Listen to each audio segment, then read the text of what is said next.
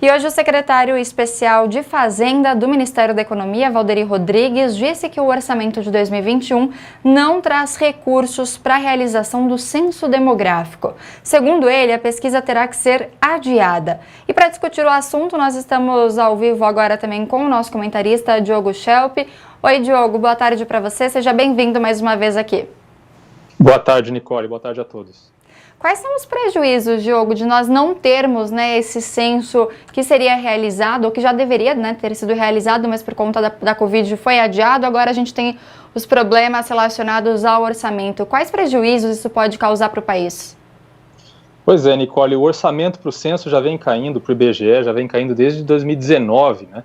Esse ano, de uma previsão de 2 bilhões de reais para fazer o censo, ficou em alguns milhões, né? Teve uma redução de mais de 80%, e isso é muito ruim para o país, porque é só pensar, o último censo foi feito em 2010, né? E o censo é importantíssimo para embasar as políticas públicas, né? As políticas públicas que servem para resolver os problemas da população. E o que acaba acontecendo é que os dados estão desatualizados. Então, vou dar alguns exemplos de para que serve, né? Por exemplo, para definir os repasses de recursos para os municípios, né? Então, se uma cidade cresceu bastante de 2010 para cá, ela, teoricamente, precisa receber mais recursos daquele bolo de recursos que é distribuído para os municípios. E outra cidade que diminuiu de tamanho, né, de população, pode receber menos. Com os dados defasados, a distribuição fica mais injusta. O censo também serve para dimensionar políticas sociais, como o Bolsa Família, ter uma ideia melhor do tamanho e da renda das famílias brasileiras. Isso é essencialmente importante para a população mais pobre, né, para saber como ajudá-las.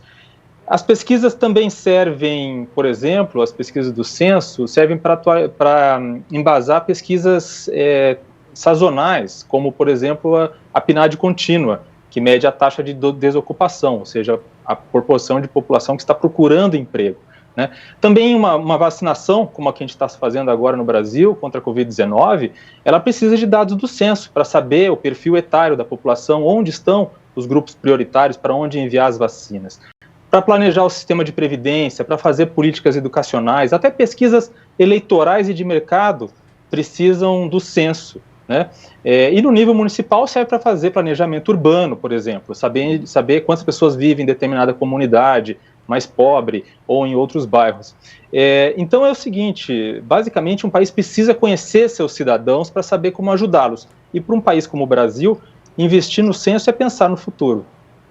E, Diogo, a gente viu então que o Ministério falou que não há recursos, que vai ter que adiar. Você acredita que foi uma questão de priorização do governo? Havia recursos, sim, para serem destinados ao censo. A gente teve também todo aquele embate, né, entre o Executivo e o Legislativo, mais especificamente falando ali da questão das emendas parlamentares. Muito dinheiro acabou irrigando essas emendas.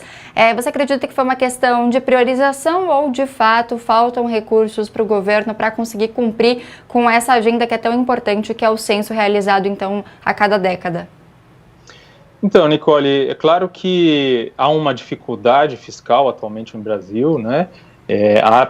Tem pouco dinheiro disponível, tem gastos muito urgentes e necessários com a pandemia, com a questão da saúde, mas é sim uma questão de priorização. A gente precisa lembrar que o volume de dinheiro necessário para fazer o censo é bem menor, por exemplo, dos recursos que foram destinados, ainda que com os cortes, para as emendas parlamentares. Então, é sim uma questão de prioridade. O censo custaria bem menos do que essas emendas que foram aprovadas. E é essa questão. O censo já vem sendo reduzido, quer dizer, os recursos para o IBGE já vêm sendo reduzidos desde 2019, antes da pandemia, né? Então, é importante. Por que precisa, por exemplo, de 2 bilhões de reais para fazer um censo? Porque o censo precisa contratar cerca de 200 mil recenseadores, né, para ir na casa das pessoas, né, fazer as perguntas. São várias perguntas que constam ali no questionário, e tem mais essa, né, quer dizer, vão deixar de contratar esses recenseadores este ano. Então, tem mais esse impacto aí, que é um impacto importante. Perfeito, nós conversamos agora com o Diogo Schelp, que é o nosso comentarista. Obrigada, Diogo, pela avaliação. Até mais. Até mais.